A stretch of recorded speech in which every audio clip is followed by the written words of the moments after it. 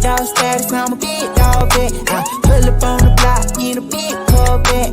Ride around the city with a stick all black. Try with a dope, but we ain't with all that.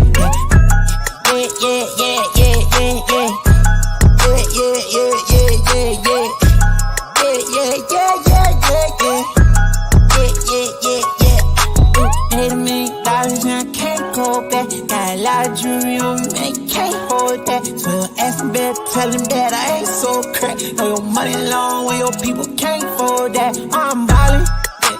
My mama told me that did my calling. I keep that stick, I don't do no brawling.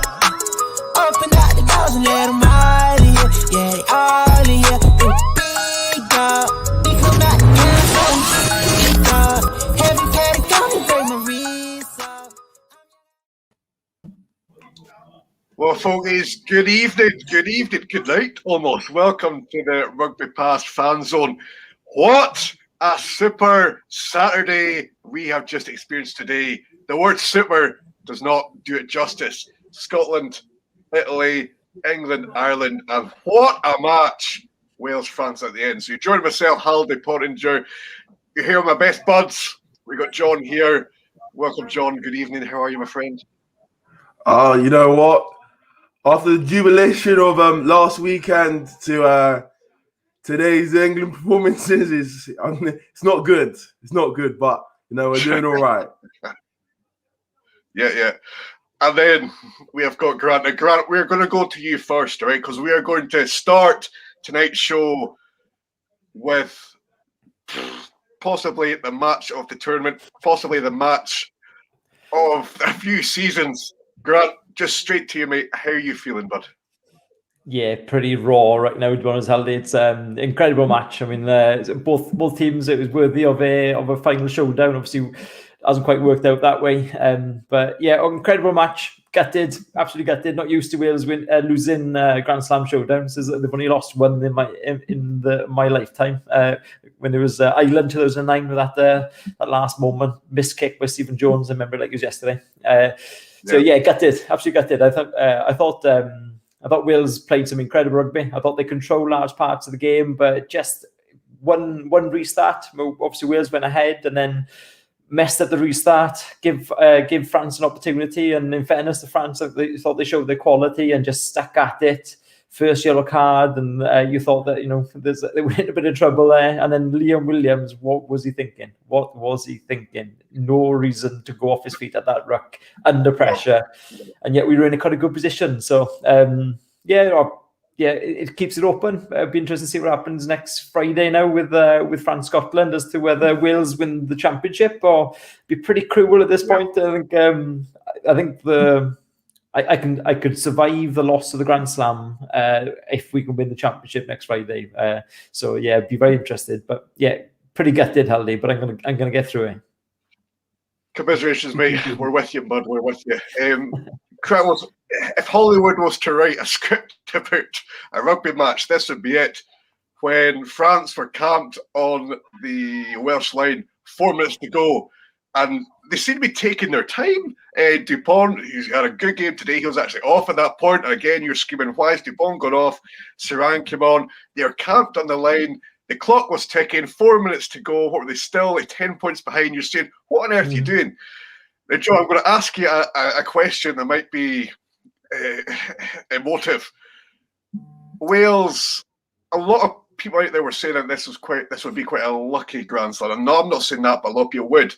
Wales had 3 matches where red cards were given to the opposition team in a Hollywood setting of a movie scene. Was this some kind of karma coming back to Wales? Geraint Davies talked a lot about the discipline, and the discipline has been great throughout the whole season.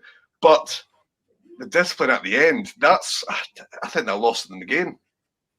Yeah, I think that's the best way to describe it.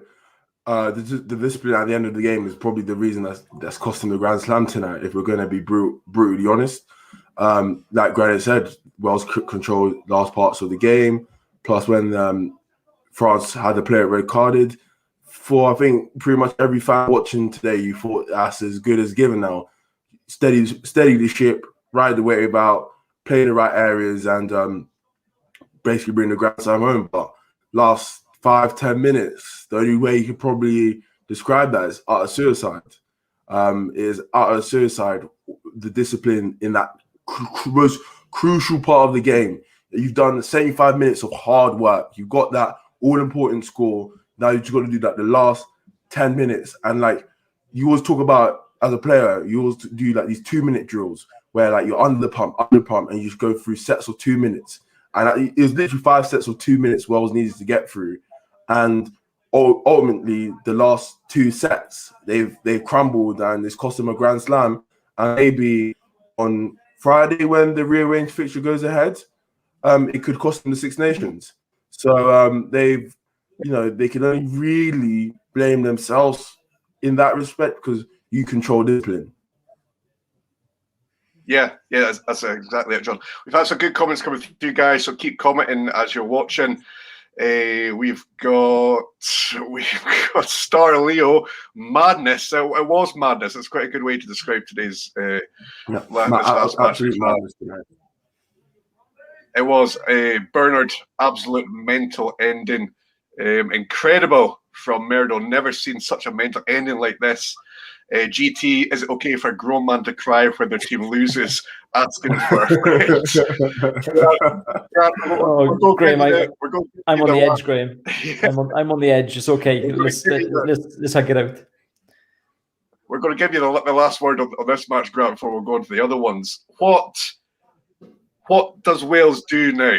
I mean, they've got a squad there. They're looking for 23 World Cup is the next big thing. Also, we've got Six Nations before that too. We've got some big old heads still in there. Will Wales look back on this campaign as a great success because they were written off before the tournament began, or will they look at it as a chance missed? Oh, it's massive progress. I mean, we look at where we were back in the autumn. It's a huge progress on there. And it's always hard when in moments like this, you think as a Grand Slam, obviously gone begging to a quality French team. But you look up at where we were back in the kind of closing stages, the last Six Nations back in the autumn. It was a pretty dark time for Welsh rugby at that point. So I think you've got to put that into perspective. Wales are in a really good position at the minute. So pretty pleased with the progress. I think the rugby we played today demonstrated where we're at. It's come down to kind of indiscipline and a couple of decisions. I thought some of the kicking game was a bit loose in Wales today. It was a little bit uncharacteristic. But they've got individuals who've shone, and Lewis Rees-Ahmed is definitely one of those players. So I think we'll take more positives than negatives out of it. We're significantly better than England, better than Scotland and Ireland, and indeed Italy. So I think going to take a lot of pleasure from that. Absolutely, Graham. Sorry to cut you up. Just got a comment says, what do France have to score to win the tournament next week? As far as I'm concerned, correct me if I'm wrong, guys. I believe it's a bonus point against Scotland. Bonus point, yeah. Bonus point. Yes. 4th play bonus point gets the win. Scotland will win next Friday, whoever. Scotland will win the game. I'm confident. I'm confident. John, your man of the match out of today. There's some big individual performances today. Who would you have given your man of the match to? I think Bigger played really well today. So I'll probably go with Dan Bigger. I think Lawler has raised a good point there. Bigger should be the Lions 10, kind of forgotten the Russell Sexton debate. Yeah, absolutely. I think where Wells started, he was a bit of an afterthought. People been forgetting about him. The talk's been Sexton, Russell, Farrell. We'll come on to Farrell later on when we get onto the England game. But I think Wells, like I said at the start, like they've been on an upward trajectory. They've been plotting really slowly, and ultimately, like a lot of big players have turned up for them. So yeah, I'd probably say like Dan Bigger's up there. We've got Josh Adams on the screen. I think Alwyn Jones done well again, leading from the front. So between those three, I think they played really well. But I'd probably say in that sort of game, bar the last 5 minutes, I probably would have said Dan Bigger. I don't know about you guys. Grant, your own feelings? Yeah. Or even your Welsh player of the tournament? Oh, that's a tough one then, because there's a lot of players who've stood out. Really, I think Bigger's been quality all the way through. I think obviously Josh Adams missed the first couple of games. Maybe there's a few French people who missed a few games as well for the same offence. But I think Josh Adams has been incredible. Josh Navidi, unbelievable. What a talented player. Guy who goes through so much work. Ken Owen's been unreal. I mean, Ken Owen's the Sheriff will come out then. He doesn't get enough credit for just how good he is. I think he's been incredible. Alan Wynn's been unreal. Lewis Rees-Sammit's been unreal. So there's old and young have come through. Lewis's try or the non-try today. How close is that? That was probably the best finish in World Rugby if you'd have got that. So yeah, from today. I'd have gone Bigger today. I thought he was, I thought he was quality. And don't forget his kicks against England. He doesn't have credit for that. His conversions and penalties against England made the difference in the end. So yeah, he'd have been my man. Yeah, I agree with that, Grant. He played absolutely awesome. Rich Fair's come in with a couple of comments here. Wales need a man advantage to win games. They're lucky to be in the position they were in. From early, Wales didn't deserve the Grand Slam. It's Six Nations rugby. That's why it's one of the best tournaments, if not the best tournament out there completely. And the Welsh boys, as well as the French players, they put their heart and soul out into the game for 80 minutes, and they provided this absolute festival of rugby that we all absolutely loved. We're going to move on now quickly to the Ireland-England match. We had a bit of a feast before that one, the England-Ireland match. I don't think many were expecting the score that we got today. John, do you want to open the proceedings and let us know what's happening? So when it comes to the England Ireland game today, I think there's a lot of things to unpack. A lot of things to unpack when it comes to England at the moment, because obviously with the jubilation of beating France last weekend with a 3-point win. Today, we was at 6s and 7s. My biggest frustration is, I've said this before, when we're under the pump, what is our game plan? Where do we go? When option A doesn't work and it's clear option A isn't working, where do we go? Because at times it does look a bit aimless with England. I mean, we had there was an instance where the backs tried to get going and Ollie Lawrence has overrun his line. Next thing you know, we're getting pulled up for crossing. So there's something isn't right in that camp right now. And I think Johnny Wilkinson said they need a spark, they need a freshen up.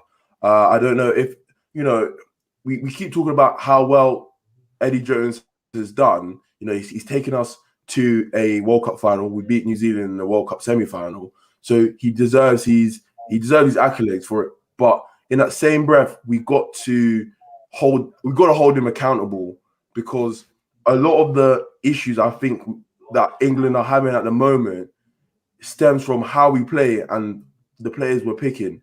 Like today, George Martin came on, and this is not to knock him, because I think he's done absolutely fine today at test level and he's clearly comfortable. But a lot of other back rows who would have said they've earned their shot, if that makes sense, to play, aren't getting picked. And you have to ask yourself, is there some sort of, where's that the hierarchy in terms of how you get picked now? Because like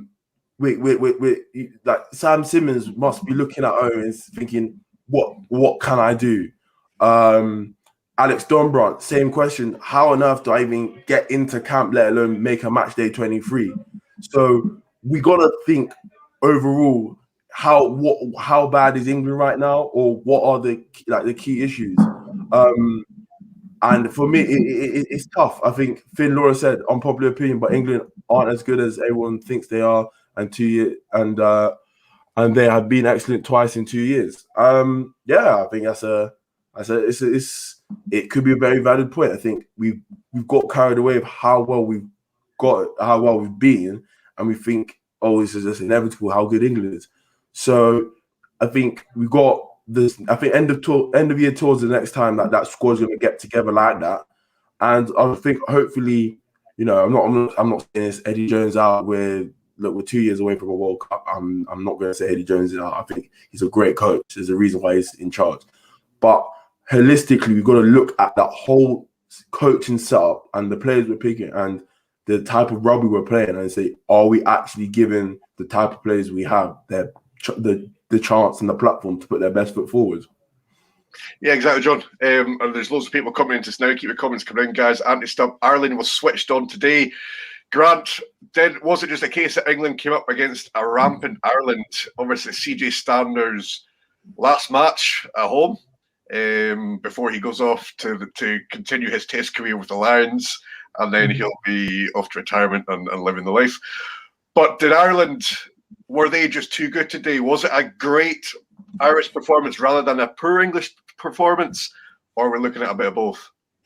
Yeah, for me, it's a bit of an easy out to say that England were poor today. I mean, that seems to be the dominant comment when England lose, that they were poor and they're wonderful the rest of the time. I mean, the comment that England have been good twice since 2019. I don't know when the second time was. You have to point that out for me. I think England are a quality team. I mean, England are a quality team, and they're ramped with quality throughout. And they definitely play some rugby, which is really enjoyable to watch, both in attack and defence. Who's the genuine best team out of those two teams? Say, well, Ireland were the best team. Ireland were the best team from the kickoff.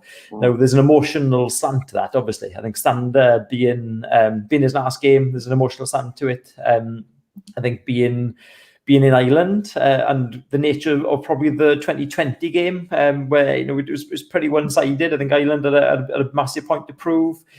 If Ireland have lost it, Farrell's under massive pressure at the end of it, and a guy that's got a good reputation. So loads of emotional stuff pointing towards Ireland really stepping up, but it just felt like it clicked for Ireland. I thought they played outstanding rugby. I thought their multi-phase try, I mean, you just don't see them in international rugby. You don't see a multi-phase, multi-zone. So from one zone or through three zones, indeed, maintenance of possession, 10+ phases, and a wonderful score in the corner. So yeah, I thought Ireland were quality. And when it comes to England, I mean, what were people saying last week? Like you got to balance these comments. Yeah. Like last week, all of a sudden, England are the best team going, and then get pushing towards the World Cup. I mean, come on, man! Like you can't be making these statements, and then all of a sudden next week they lose, and terrible. Now, got to change everything. Like there's got to be a little bit more to this. I think a lot of the discourse around it is a little bit weak, to be honest. I think Clive Woodward's comments after were just I don't think he's watching the same game, to be honest. So the comments for Eddie Jones's head. Well, come on, the guy's an international rugby coach. Like you've got, there's a bigger picture, yeah. So yeah, I think there's a little bit more thought on that one. Exactly, Grant. Sorry, Joel, go for it. No, I was going to say just on that. I think like you say, when England play badly, there's always that. England, it's England. They gave up or they performed poorly. But I think Ireland definitely need the accolades, definitely their respect, definitely that training ground try. Work of art, absolute work of art. And I don't know if you've seen the chat on Twitter and the pre-match interview, but there's a clip of them actually practicing that same move with Els. Yeah, if you get a chance, I'll definitely share it. But it's literally they've practiced it, it's rehearsed, and the way they cut it, and the line that Els has cut, and Skid and May as well stepping in is they came ready to play. They had a point to prove. They wanted to show, hold on a minute, like we're here to play. It's not just it's England, and I think they maybe had a little bit of a underdog bite to them. I think a lot of people thought England were probably the better squad on paper. Definitely, like you said, there's always this Eddie Jones out when we lose. But I think overall, if we take a step back and just look at it as neutral as we can, it's been a pretty poor Six Nations for England. In terms of where they wanted to come in, the type of caliber of players, how they played. I think overall, definitely, it's been a poor Six Nations, and like Shaka Phillips, maybe the Stale squad gets a little bit of a freshen up, as he says. We'll see what happens. A lot of people are saying that it's Andy Farrell is now going to be causing the demise of his son, Owen Farrell, after today's comments.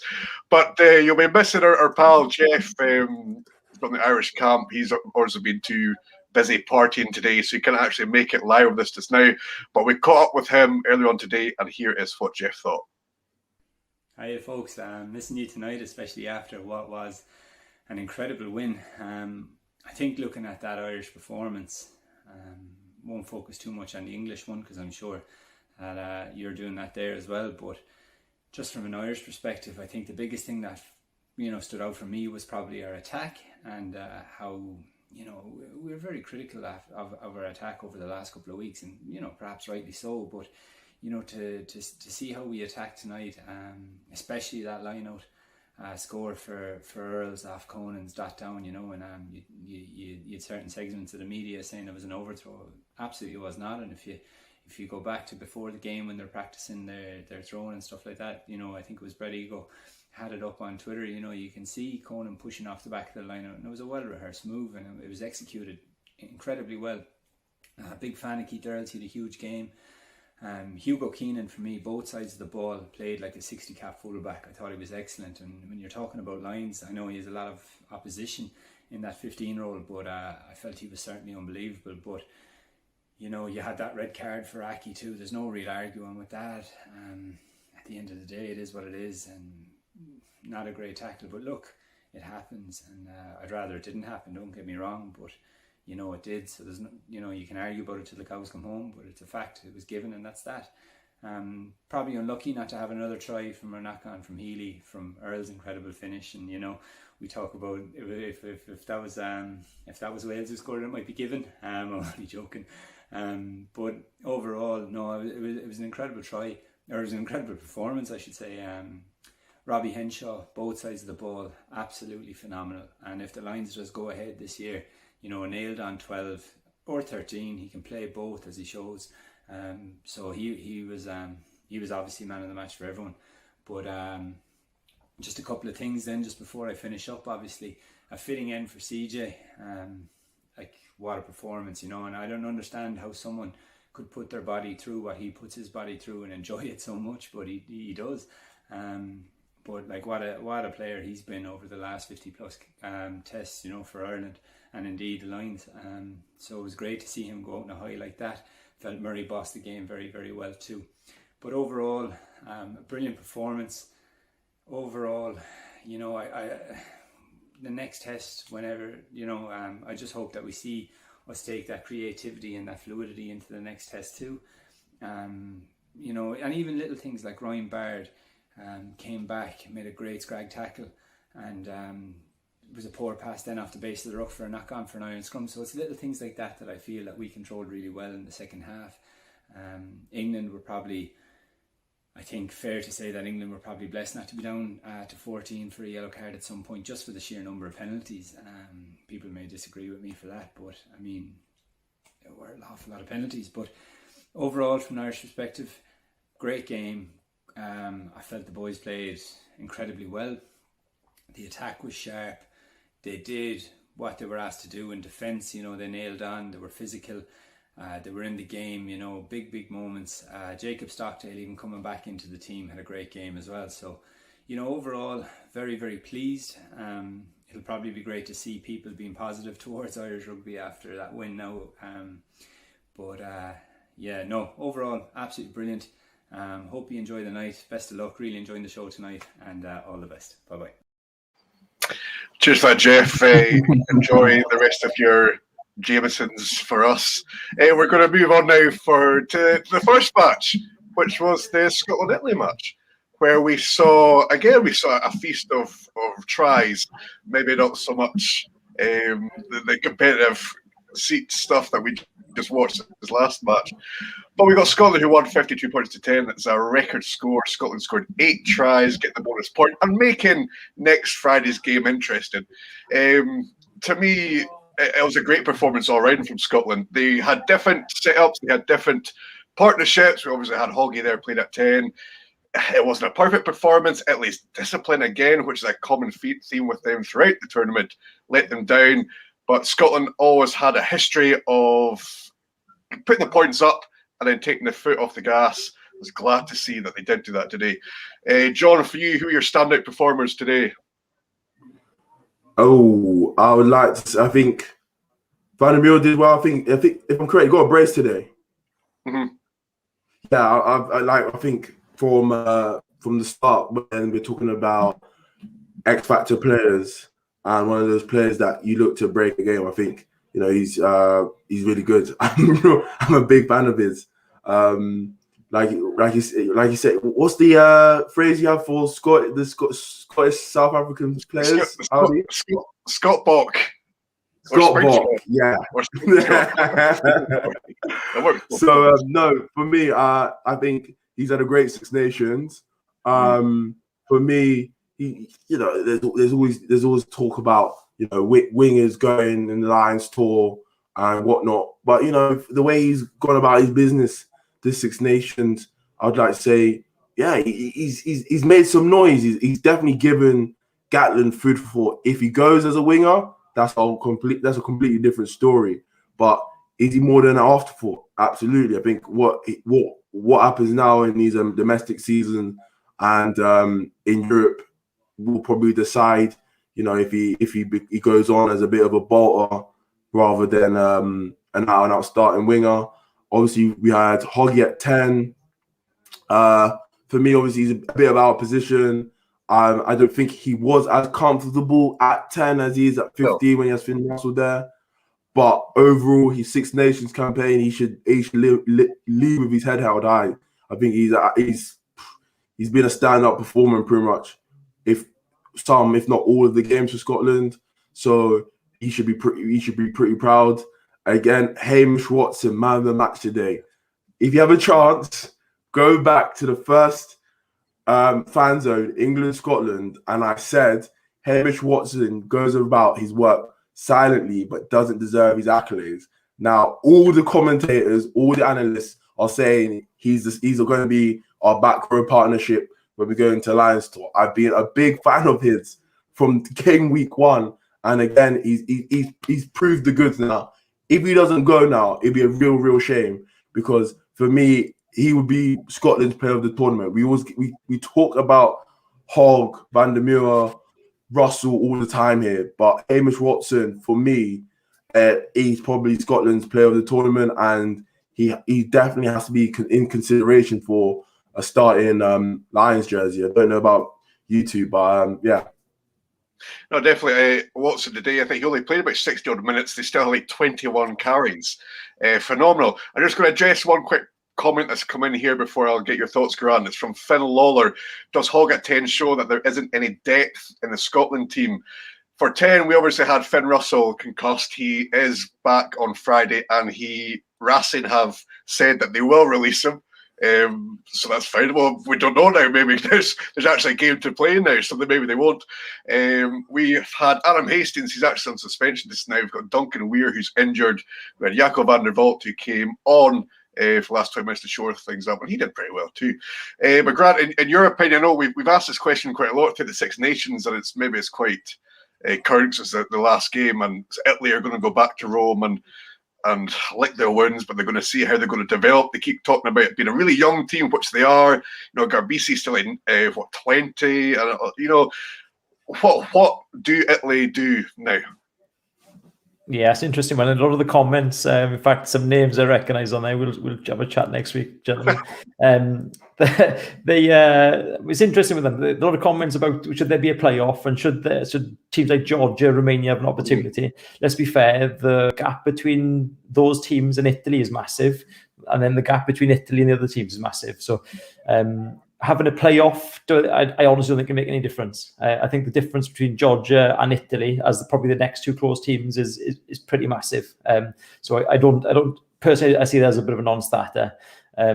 I think if Italy are going to be in, maybe World Rugby need to do a bit to push them along to kind of increase the competition that is between the nations, or you just go back to Five Nations, or are things just simply waiting until we get to the point where we have a World League and the Six Nations becomes a little bit of kind of a sideshow to a worldwide championship, which is not improbable over the next 24 months, given the way that rugby finances are going. It's maybe the world calendar is the answer that we need. So promotion, relegation, honestly don't see the point. And do they deserve to be in the Championship? Well, consistently over the time that they've been in it, no. I mean, let's be perfectly honest, they don't. And then the age of players, I mean, like every team's got young players. I think there's a lot of I guess chucked around social media, but certain young players, yeah, I don't see it. There's would those young players get into other teams? No.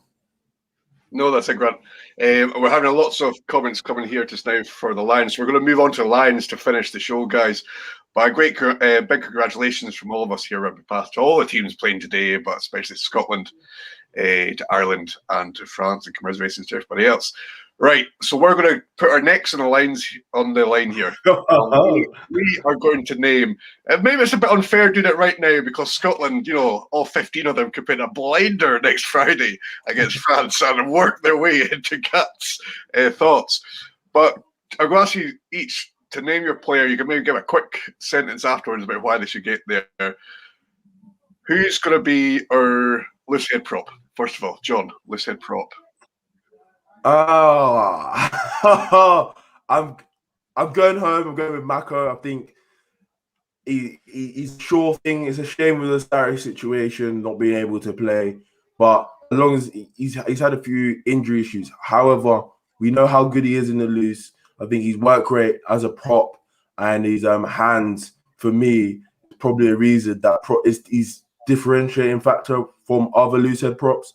And yeah, that's it for me. It would be Mako for me. Cool. Grant? Yeah, huge levels. I think Mako's definitely going on the tour, without shadow of a doubt. I think Wyn Jones has been incredible all tour, all championship rather. So I think Wyn Jones deserves to go as well. Out of those two, for me, Wyn Jones is the starter at loose head. Cool. I'm going to say Rory Sutherland because he's an absolute workhorse. Now, there's no recognition about what he does. But I'm going to keep things going. I can talk all night about Rory. Right, we're going for hookers. This might be arguably one of the positions where it's most up for grabs, I think. John, who's your hooker? I'm going to say Ken Owens. Mm-hmm. I'm going with Wales. I think he's played really, really well. I think, again, prior to the start of the Nations, I think people would probably say Jamie George was probably his shirt to lose. But for me, I'm probably going to say Ken Owens. And I think he has had a really good Six Nations. He's been consistent. And for me, yeah, he probably goes. Cool. Grant, you won't be arguing with that, will you? No, my schoolboys in the chat there are agreeing. Good to know that they got good taste in players. I'm a massive Jamie George fan. I've been for a very long time, so I rate him hugely. Ken has just gotten better with age. I mean, for me, there's a massive bias, and it's obviously been a Welshman, but I honestly think he's the best hooker. I think Kelleher's got massive potential with Ireland, but just hasn't really done a huge amount. So yeah, the Sheriff. No, I agree with that. I'm a big Jamie George fan. I like it when you see him. He's one of those like a Dane Coles one. You see him out on the wing now and again. Scotland, obviously, we didn't have our two first choice ones. He might have been in the argument, but yeah, I'd go with Ken Owens as well. I think he's a fantastic player, and he's played extremely well this whole season. Who's going to be our tight head? Who's going to be the anchor? John? As I know he has had a good Six Nations. However, for me, I think he's got the best skill set as a tight head in any in world rugby, and for me, it's Kyle Sinclair. I know everyone talks about his discipline and whatnot. However, I think his skill set and what he brings in the loose is second to none in his position. I think hopefully down in Bristol, if he can improve the discipline and get some good form, I'm a massive fan of his. Yeah, Grant? Tight furlong, simple. Best scrimmaging tight head in the British Isles and Ireland, without shadow of a doubt. I'm before the tournament, I would say Kyle Sinclair. But yeah, even after today's match, I was thinking, Tarfel, when they won that scrum, you saw how much it meant to him. He just screamed to the heavens that they got it. So, I need to... I might go for tied, actually. So let's go furlong. Let's stick him in there. Right, second row, guys. Let's go for two of them. Your two second row partnerships. This is probably one of the positions that there's most competition for. John, difficult question. I think when Jones goes, he starts as captain. I think he's had at 35. If I'm correct me if I'm wrong, I think he's been absolutely marvelous. For me, I think he's been really, really good, and I think it's a no-brainer. He goes.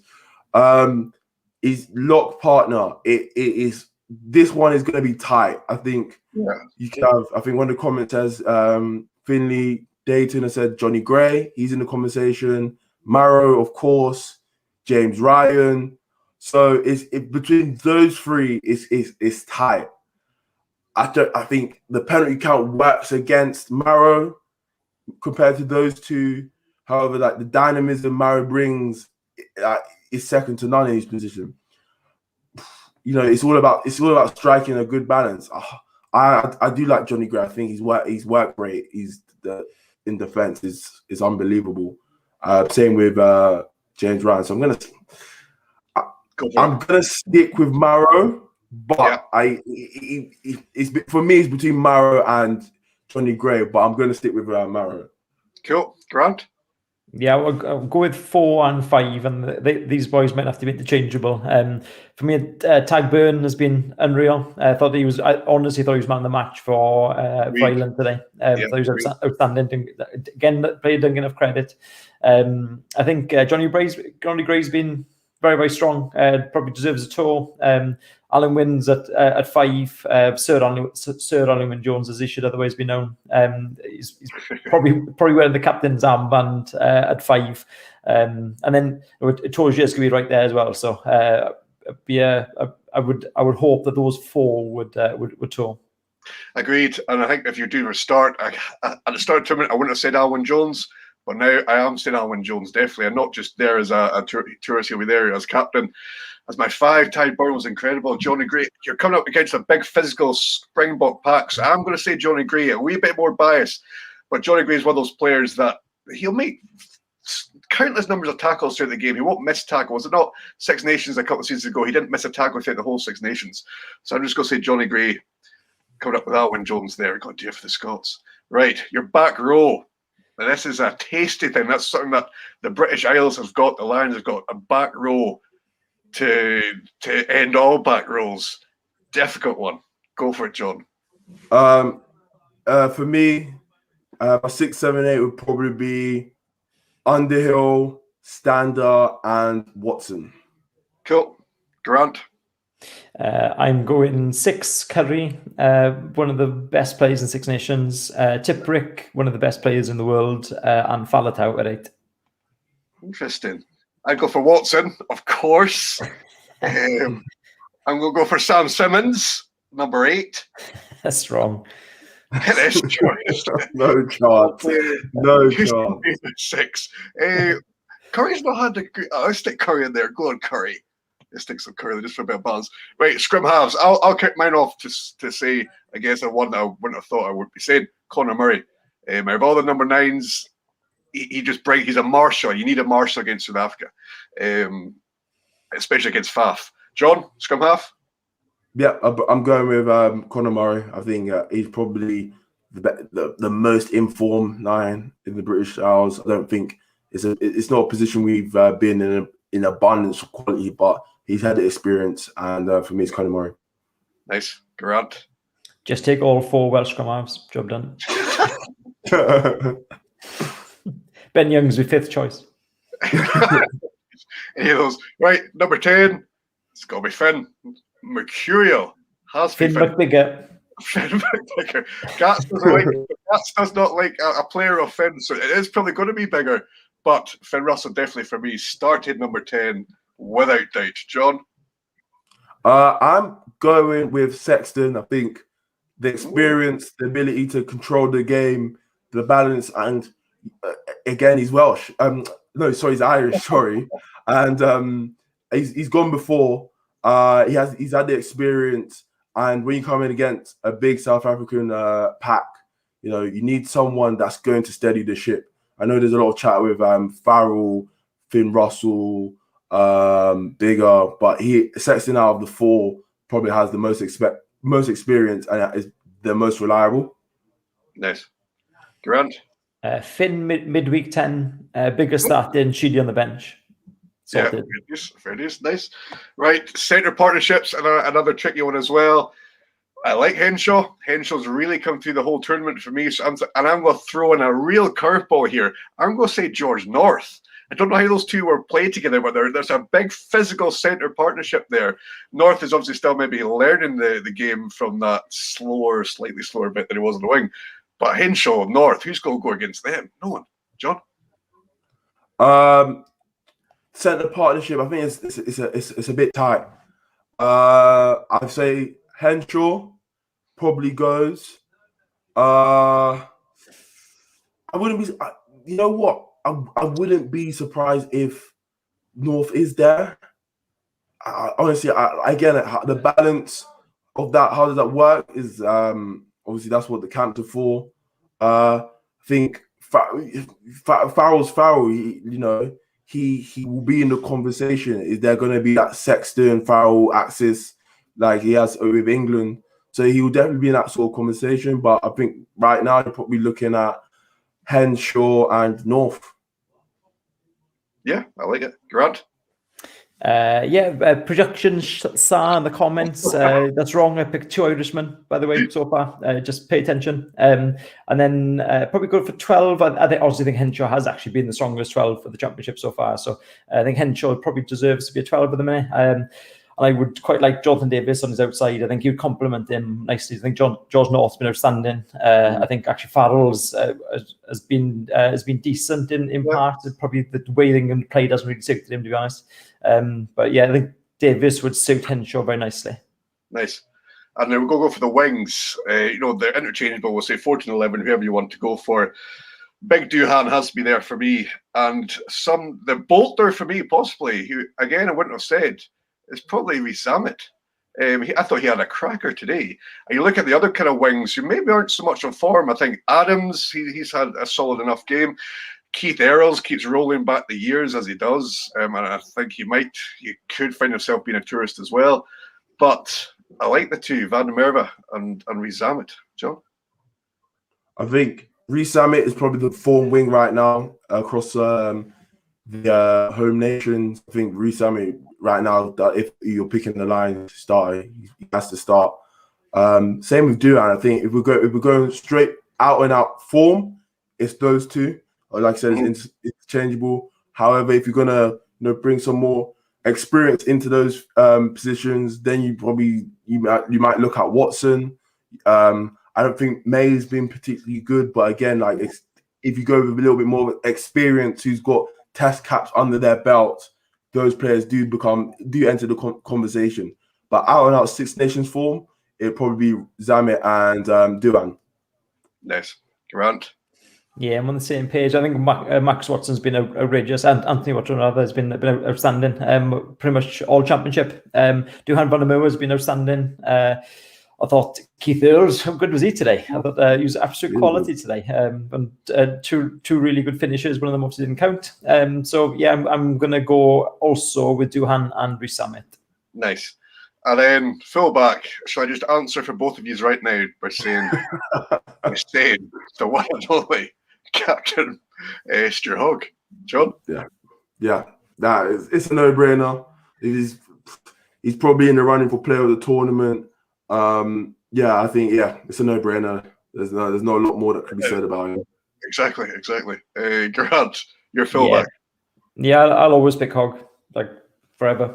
Regardless if he's 45 years old, I'll probably still pick Hogg. I think he's absolutely outstanding. So, yeah, done. I've taken a wee note of the teams there, guys. It's a pretty lethal team, and we'll see how we get on, and we'll maybe stick it up on the social media during the week. So, guys, that brings us to the end of it's the end of the Super Saturday. It's not the end of Six Nations. We've still got one more game to go next Friday, so tune in on the Rugby Pass for that. Final comments quickly, John. Have you enjoyed the tournament? Great, honestly. Great tournament. I would say, it's great. Fan Zone has been an absolute success. I don't know about you guys, but no, I think the last weekend of the Six Nations has lived up to the billing, and I think it's a great way to end the normal regular fixtures. We've got the rescheduled fixtures on Friday, but France, Wales, 2 teams going at it, and I think it's a great showcase of the tournament. Absolutely, John. Absolutely, Geraint. Final word.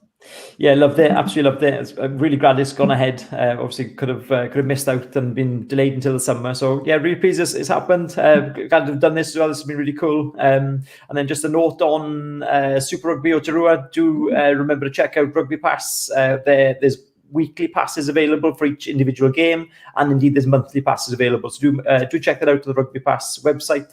Pretty cool opportunity to watch some extra rugby once Six Nations is finished. Yeah, absolutely. We all need it. And thanks you guys for tuning in tonight and watching. We had loads of comments through. Apologies if we didn't get through them all. There's just been thousands because it's just been an absolute feast of rugby today. So keep following the Rugby Pass. Go on to the subscribe button on the YouTube channel. It'll be much appreciated. And tune in for Friday. We'll be doing something on Friday after the Scotland-France match. And then we'll just all be geared to see what's going to happen this summer with the Lions coming up. So, on behalf of everybody here from the RugbyPass Fan Zone, thank you for joining us for the last couple of months. We'll see you next week. And stay healthy, stay safe, and keep enjoying rugby. Bye-bye for now.